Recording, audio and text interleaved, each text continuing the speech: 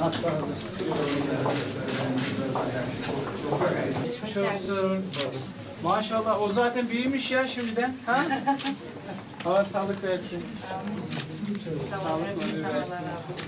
Ne diyorlar bu tür durumlarda? Mürüvvetini görür mü diyorlardı? Allah hayırlı evlat etsin.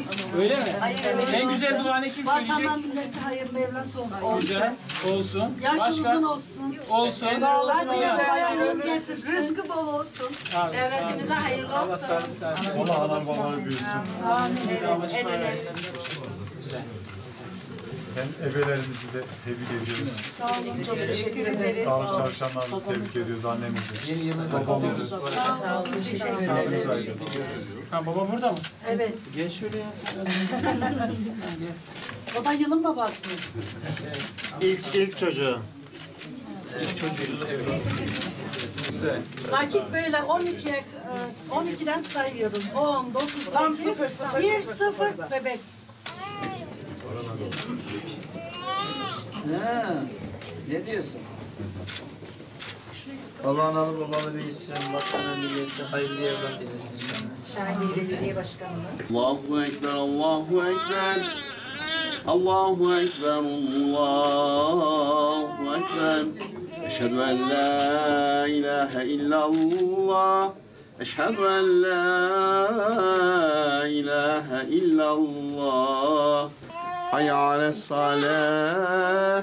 Hayya ale's-salah. Hayya alel-felah. Hayya alel-felah. Ey Arife kızı, senin ismin Perihan Ilgın, Perihan Ilgın, Perihan Ilgın. Rabbim ismini mübarek eylesin, hayırlı ameller, uzun ömürler ihsan eylesin. Gaziantep Doğum Hastanemizde 2020 yılının ilk bebeği dünyaya geldi. Annemizi, babamızı tebrik ediyorum.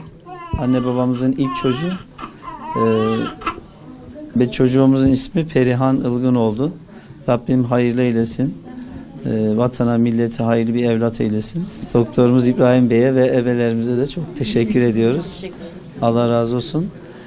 2019 yılı içerisinde Şahinbey ilçemizde 19.276 bebeğimiz dünyaya geldi. 7.707 adette evlilik oldu. İnşallah 2020 yılında bu sayılar daha da artar.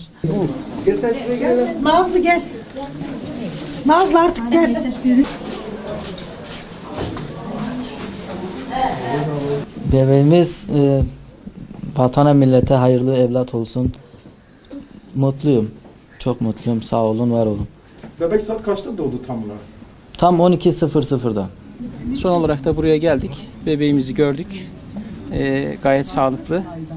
Annesine geçmiş olsun dileklerimizi ilettik.